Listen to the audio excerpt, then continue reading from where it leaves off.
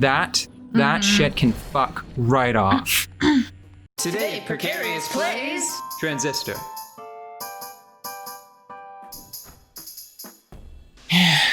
It got really cursy, so we just skipped that battle. I must have missed it, but it looks like the Yags, the walking Yags. Yeah. The artillery fire causes a field of disruption that will hijack your turn and just force it to execute, like with whatever you were planning. And I think I'm starting to realize one of the things that makes me so angry about this experience. It's the enemies. I don't know what to do. I don't know what to do because normally I would look at what's in this game and I would say, like, that's cool. There's a lot of tactical considerations. There are a lot of tactical considerations that need to be made. Your enemies have a lot of interesting functions that can legitimately disrupt your play and make you approach situations cautiously. Yeah. But something about them, either individually or maybe in conjunction with one another, it's just annoying. I'm just annoyed all the time. Like, I wonder if it's because, like, the attacks are too rapid, or I wonder if, like, the fine details just aren't there.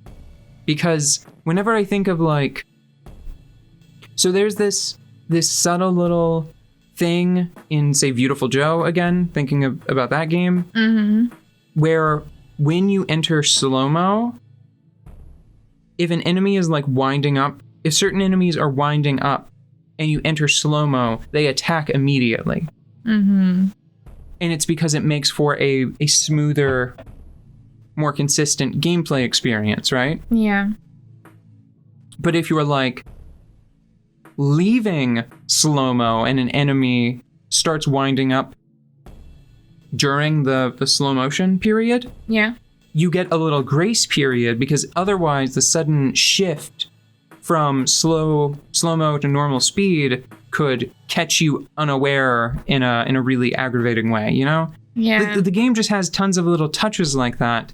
But then in this game, if I unmask and hit one of the hounds that attacks you, it can rotate 180 degrees and basically get a bite in for free. And it doesn't feel fair. It doesn't feel fair. It doesn't feel good. And so many enemies are just annoying. Like the egg ability, or the egg enemy, they were already annoying with how often they attack and when they choose to attack, because I swear to God, they wait until you use turn. Yeah. So your options are limited. And that alone is probably enough. That all by itself might be enough to make them a provocative, thought-inspiring challenge. But now with their ability to screw up your turn and their ability to run away from you and leave a trail that slows you behind, like behind them as they move, it's just too much trash to deal with. It's too much garbage.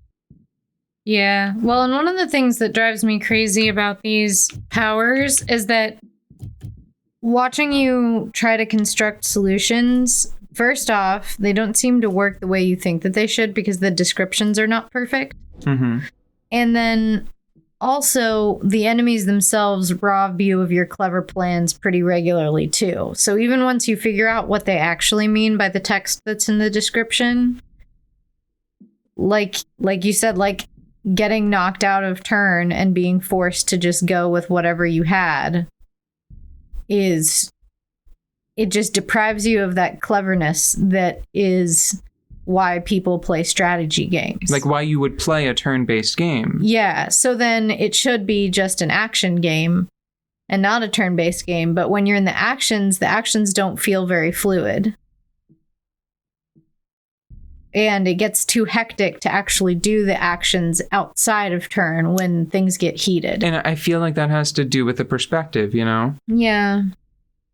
Which is why I think that maybe it would have been better as like a 2D side-scrolling game. Well, I think that if they just addressed all of the little enemy, it would probably be easier to make it a 2D side-scrolling game, but if they just addressed all of those things individually, like make the descriptions better and tighten up the combat out of turn and then remove some of the things from the enemies that make the combat too hectic to handle out of turn if you want to. I mean, that would do it. You know? Like, I looked at this game when we started playing and I thought, oh, cool. So the turn is like when you pull up the power wheel. Is that what it's called? I can't remember. In Mass Effect, yeah. Yeah. So you pull up the power wheel in Mass Effect, you aim, you think, you plan your shots, and then you do it. You know, and that I really liked playing that way. I mean, I did play it like a third-person shooter pretty often, but especially when I had all of my, is it Adept powers? It's been a while since I played. What was it? Were you mainly attacking with mass effects, like Mass Effect fields? Yeah. Yes. Yeah. Then you were probably either an Adept or a Sentinel. I think I might have been a Sentinel. Did you also have tech attacks? I don't remember what the tech attacks did. I don't remember what class you were. I don't either, but I know that I had the purple magics. If you had purple space magic. I had purple space magic and really good rifles. Ooh, really good rifles. Are you an infiltrator? I don't remember. Did you have a sniper rifle? I think so. I like sniping. I don't like things to get close to me. Okay, so like when things I don't think you like sniping. I think you just like to be as far away from the enemy as possible. In the first one, you know the that little tank. Wait, no, not infiltrator. Vanguard. Vanguard is the. Maybe that was it. They all sound familiar, so I don't really know. But the thing is that I would pop back and forth. So when I was far away, I would be out of the power wheel, like aiming, just playing like a third-person shooter, but playing like the sniper role, like hanging back, letting everybody go forward, and then picking off people until the battle got hot. And then I would run in, pull up the power wheel, and take it one glowing purple orb at a time, because I get stressed out when playing video games, even though everybody's like, oh, it's just a game. I'm like, no, I'm in it. Oh my gosh. And it's like so serious for me.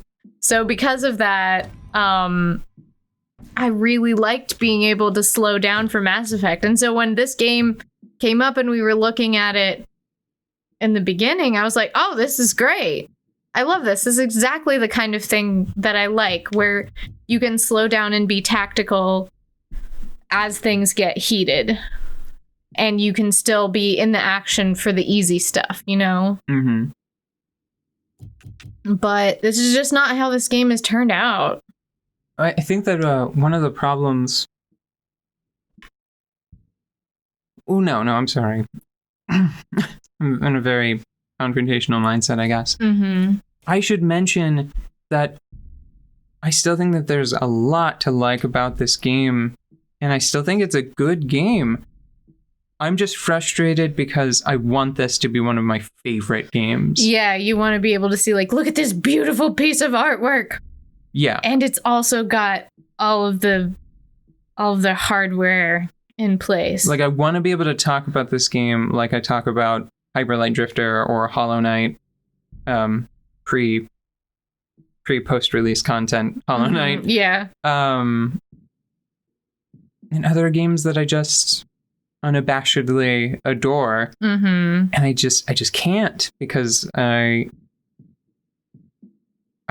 just think like it looks great and it sounds great, but whenever I'm playing it,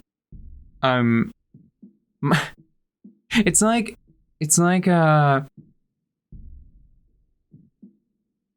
my eyes and ears are just running ahead of the rest of my body. Mm-hmm. They're having a great time, and everything else is just sort of like, well, I guess we'll just stay here this evening. I think it's about time for a food metaphor. This is like an oatmeal raisin cookie that you thought was a chocolate chip cookie. Oh. Did that hurt your feelings? Yeah, I mean, it makes me so sad. It's still a cookie.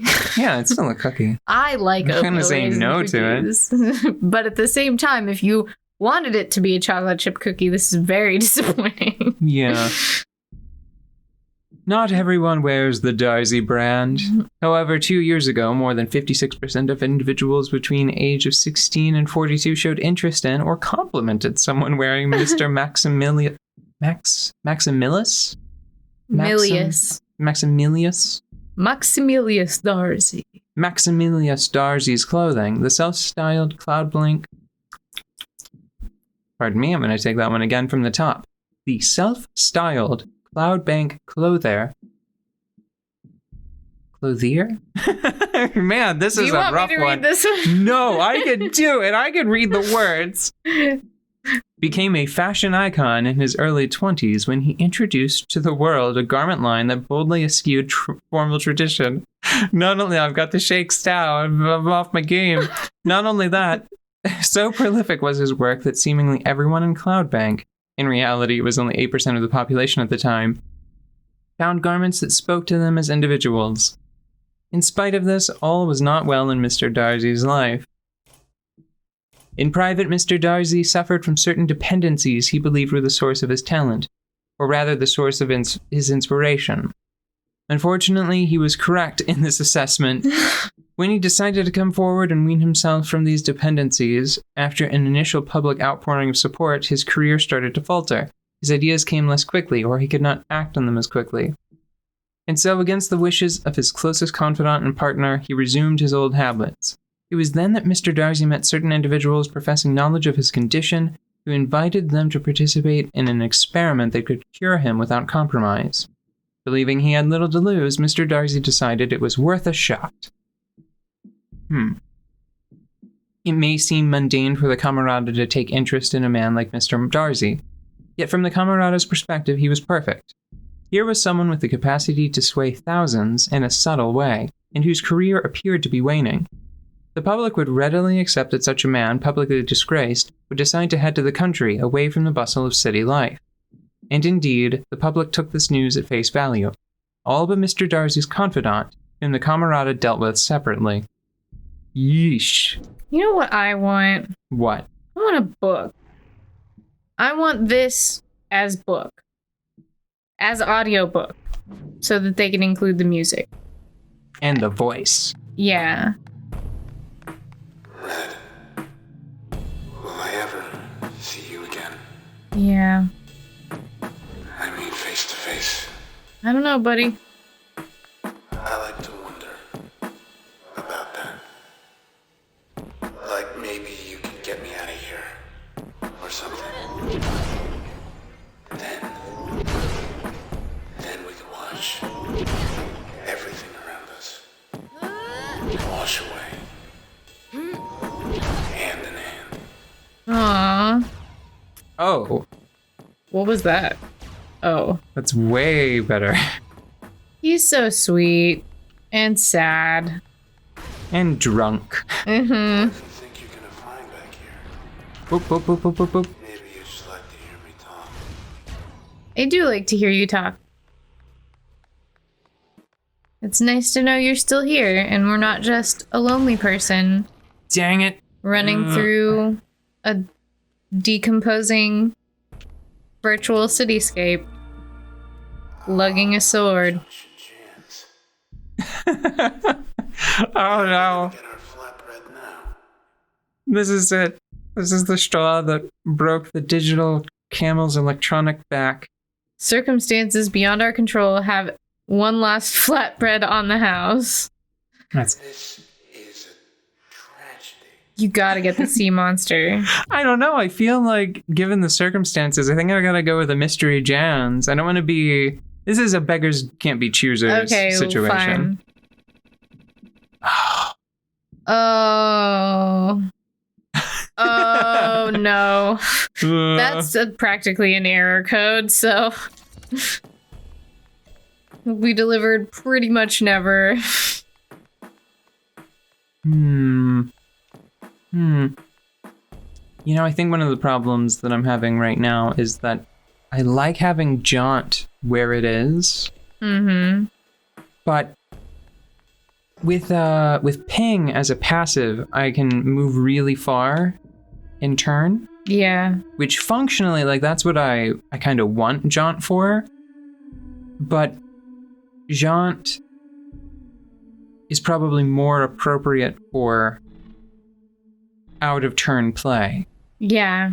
And sometimes I feel like I don't have enough face button functions.